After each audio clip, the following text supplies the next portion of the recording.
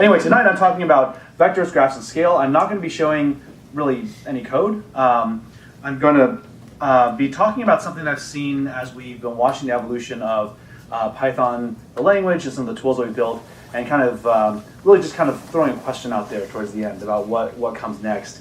For those who don't know, Anaconda is the company, it's the product. I started it and I'm the CTO there. The product itself is best known as the open source Python distribution. It also has R, and now of course you can also get KDB through it, which is fantastic. But we have about $2 million per month. We count about 6.5 million active users at this point. And it's because it's open source, the Conda packaging tool, the recipe specification, the build tools, all of it is permissively licensed open source, and that has enabled us to become a core component in many, many partners' offerings. And that's really been wonderful to see that this has been, I think we've been an integral part in helping to accelerate the adoption of Python outside of scientific Python and in the broader ecosystem of business computing. And of course, now KDB is available in Anaconda, which is, even as I took the screenshot of my browser, it was blowing my mind that I can just Conda install, because it's something we've been pushing for a long time. I'm very happy to see it actually finally works. And I think that this is the beginning of some really, really cool stuff. Now, the way we actually make money, since we give away all of the open source distribution and all these various things, we actually build many pieces of open source libraries, and we give those away too. We gotta stop giving so much stuff away. But actually, what we do is we sell an enterprise platform. And when we first started this journey of becoming an enterprise software company versus just a consulting company around open source, we looked at solving a few narrow problems that businesses were encountering. And over the last few years, there's been this really rapid evolution of adoption of open source languages and tools for significant production work. And actually, some of the things I was talking about tonight really touch on the learnings from that adoption. So our core offerings around the enterprise platform are an on-premises or private repository of packages with full channel support, so you can have different teams uploading packages into dev channels or sandboxes, or having production boxes only hitting production channels and only getting those vetted packages. It turns out IT people really care what software runs in production. Who knew? And so this helps address that. Also, we have enterprise wrappers around many kinds of open source IDE and development environments. So Jupyter, VS Code. We actually support RStudio as well, and Zeppelin. And so people are able to write notebooks, share them with other people in the business, use very simple interfaces to lock those down between collaborators and other people like that. So there's a really whole interesting set of things, and one of the most recent things we've added is a deployment capability, so that a data scientist, a researcher, a quant, they can build dashboards and models, and they can click one button and it deploys out to a Kubernetes fabric. And so sometimes it takes a minute to actually get it deployed, but that's much better than begging IT to turn on some boxes. 6 months later, they spin up some headcount to recode it all in Java, and then it doesn't work. And so rather than doing that, you hit one button and it deploys literally what you've written. So there are actually competing platforms that call themselves data science platforms that can't actually deploy. They just literally rely on their customers to have a team of coders to recode the Python or R into Java or Scala. And I'm not even kidding you. So we don't do that, of course. We just have the auto deployment. But tonight, I'm going to talk to you about scale and pondering how the question of scale, how we address scale, has changed. With our enterprise platform, the deployment stuff using Kubernetes and Docker containers, using Conda environments, that's one way to scale. You sort of have a horizontal scaling. And because you can dynamically ask for containers or compute instances of varying sizes or varying number of GPUs, you can sort of scale up a little bit as well. But that's a very infrastructure level scaling, right? And the kind of scale I want to talk about is how we think about writing code, writing algorithms in scalable ways. So for those who are not familiar with the jargon, essentially the scale up versus scale out. You can think of having the box getting bigger or having more boxes. Sometimes you'll have more bigger boxes, you do both. But the way that we scale up, if you think about the breakdown of the compute hierarchy in a single node on the left, you have some code up there in some language, and there's some kind of interpreter or some ABI or some kind of runtime that sort of interfaces the operating system. And that, of course, accesses the actual hardware. When we scale up, we sort of just extrude out that hardware layer. We add more disk, more memory, more CPUs perhaps, The operating system, though, we don't have multiple instances of an operating system. We have one instance. So really, from my perspective, scaling up is actually a statement about what ABI you're relying on, which is you're still relying on something like a Windows kernel or a Linux kernel or something, and then you don't have to think any more than that. You can still keep your native code up there. The operating system kind of flexes out for you, and then you can add more, plug in more things into more sockets. But and actually, in this mode of scaling, many people fail to do this poorly. So a lot of business computing, it relies on databases, bottlenecked by network. It's bottlenecked by the database systems themselves.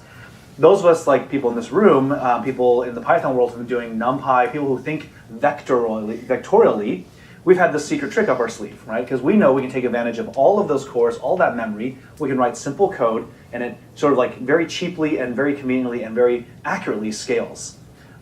So is that it? Are we done? Like, is that really all we ever need to do? And it turns out that actually is it still on? Okay.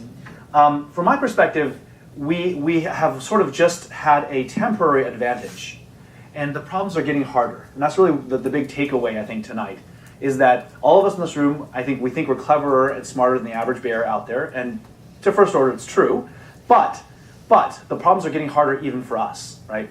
And so to sort of anchor that concept, this is actually a slide from my KX25 talk, and I think that there's, from what I can tell, as far as I can tell, there is this triangle of trade-offs that you're always bouncing between when you do any kind of language or compute system design. And that's sort of between the vertices of expressiveness and correctness or completeness and performance. There's always some trade-off. You're always within this kind of triangle. And there's sort of the edges here, expressions, data, and compute.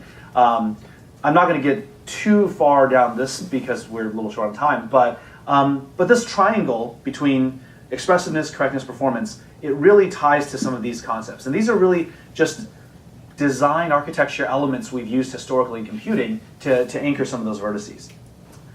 And we're really starting to see this hit an interesting edge when we look at scaling out. How many people here have had to scale out, go to multiple nodes in a rack or something like that in order to solve their problems? Okay, some people. So how many people here would say you do work on some kind of quantitative modeling or numerical modeling kind of problem? That's your primary thing that you do? Okay.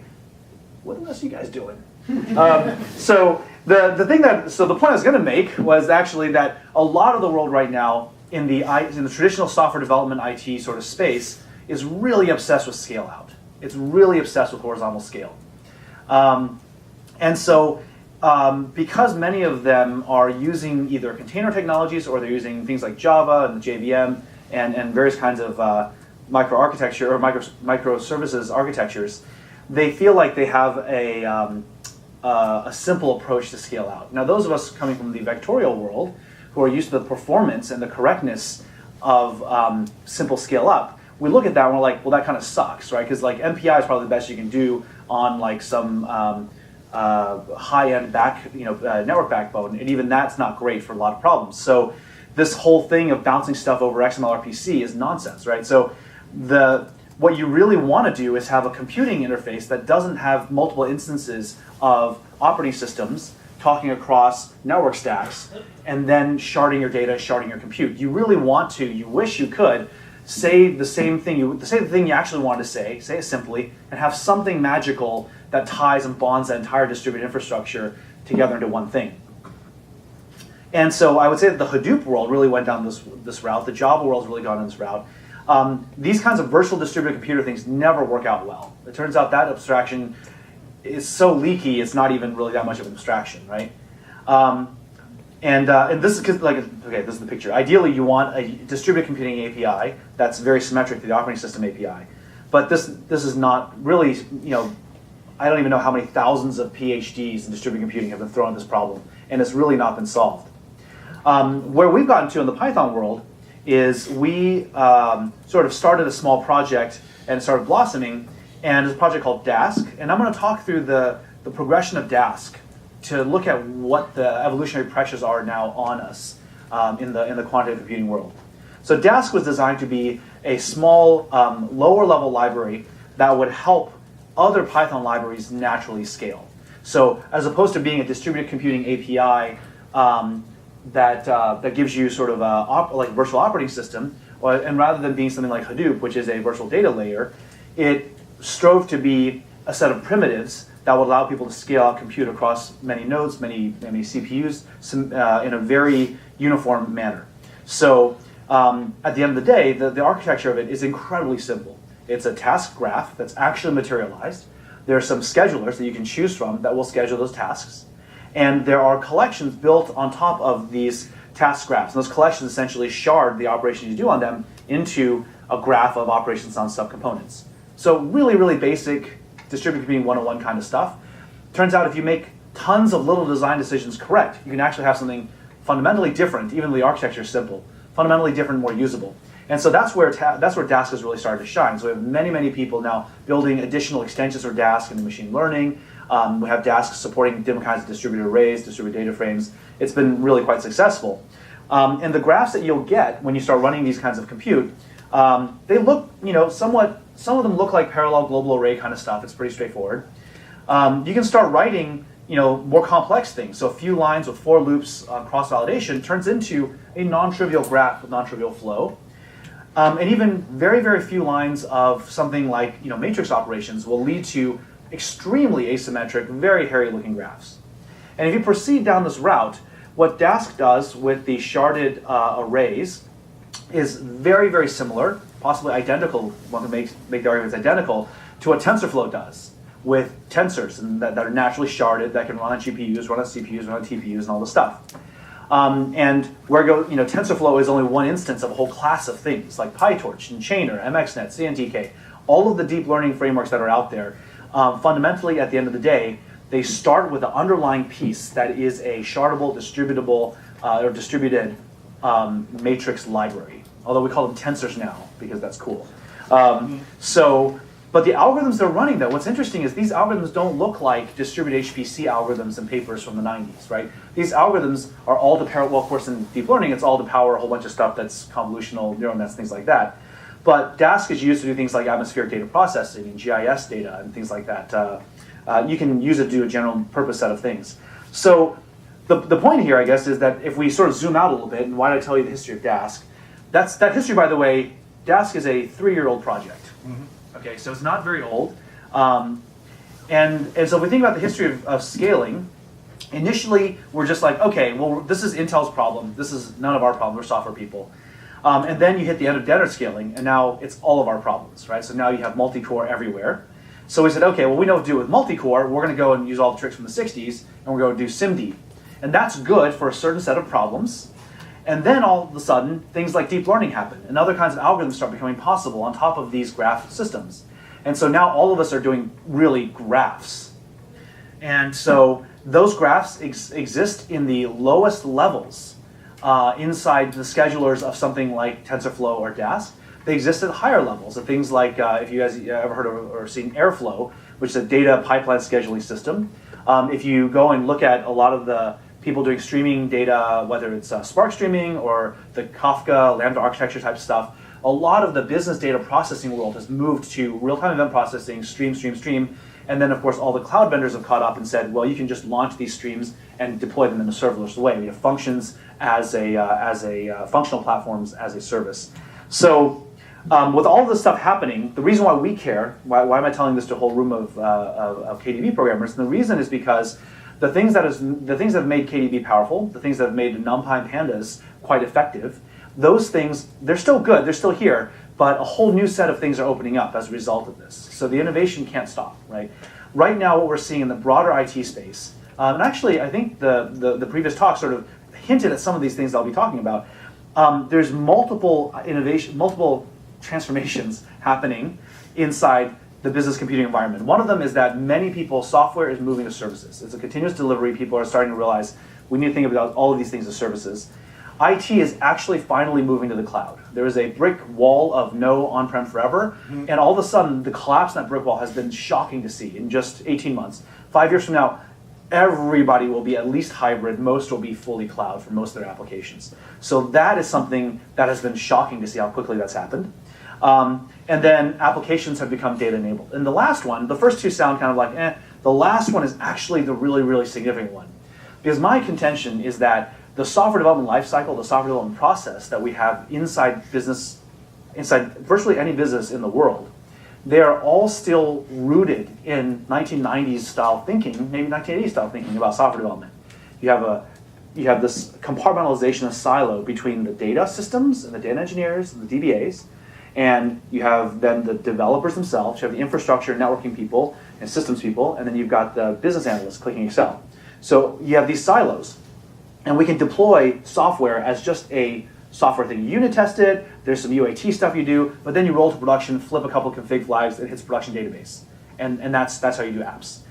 But nowadays, and I don't know how many of you work for credit card companies or things that are highly consumer facing, but all of you have fraud, real-time fraud, all of you have voice of customer stuff, all of you have customer sentiment analysis, many of you have real-time newsfeed kinds of processing things. Everything now, all of the apps now are data dependent. And by data dependent, what I mean is that the correctness of the software system is not terminated at the function boundary. It's actually dependent on the value of the data. So all of that means that all of the concerns that we have around managing IT systems have completely flipped on their head, right? Governance, risk, reproducibility, all those things are completely flipped on their head. And by the way, this is sort of a cynical comment, but the last 15 years, most American businesses have outsourced all of their ITs. They've lost actual internal capability to understand how to do any of this stuff. So there's a massive consulting opportunity available for like the big four. But this is what's going to happen, because if they don't do this, they will die. The startups will just completely eat their lunch. And so that's one of the reasons why these things all tie together. That's one of the reasons why people are moving to cloud. They're realizing that if they keep going through their IT tower of no in order to get anything done, to build new apps, they're not going to be able to get it done. So many lines of business are driving building new apps in the cloud, just going promiscuously to consuming all the cloud services and getting things built very, very quickly. So this will flip. This again, will flip faster than we think. But in the next 4 to 5 years, and that's actually fairly quick for how massive of a change this is, I predict that we're going to see a wholesale shift away from thinking about computing in the old ways. And we're going to actually be thinking about building entire computing systems, entire inference engines. And we'll be thinking about building them, prototyping them in a way that's holistic across the software, the data management, and the IT infrastructure level. No longer will those be compartmentalized. Now, what that means for all of us is we've got to be thinking beyond just our little enclave of, I can build this model fast. I can build this model and this model runs faster in production. It's more than that. We have to think about how we go across boundaries to people that are traditionally on the other side of the silo and actually work with them to build these full data systems. Many of them cannot reason about performance on numerical software. They just can't. They don't know how to, and have to be educated about it. So this is just sort of the high level clue for everyone about what I think is going to happen. And ultimately, though, if you think about this, what I would say is that almost all aspects of every engineering, as opposed to science, every engineering discipline is achieving some result in spite of some limitation, right? So, and this is just because scientists are just trying to figure out how the world works. Engineers are trying to harness something, but usually really useful things to harness are also really horrible in some other way. So engineering is about putting the constraints on so we don't blow ourselves up. And for software, I think that ultimately what we're trying to do is have repeated state evolution. That's what we call massive scalable numerics, right? But without running amok on complexity. So that's, for me, it's an intellectual limitation of human brains. We're out of time-ish, I think, for me to go on about what this means in terms of building intelligent systems and singularity. Maybe in the future I'll give a conceptual talk about that. But the point is that while we still have humans in the loop, fingers on keyboard building things, then right now complexity and the limitations of the human cognitive system are really what we're running into. So it's important then, as we look at this shift, it's important for people in this room, for people who think vectorially, who know that you can actually reach higher heights of the complexity and performance trade-off, to drive that awareness to many, many other people in the organization who don't understand that, who think that they just need to throw more software, more code, more Docker to get it all done. And that's usually not the right answer. So anyway, that's the end of my talk, but happy to take some questions and whatnot after.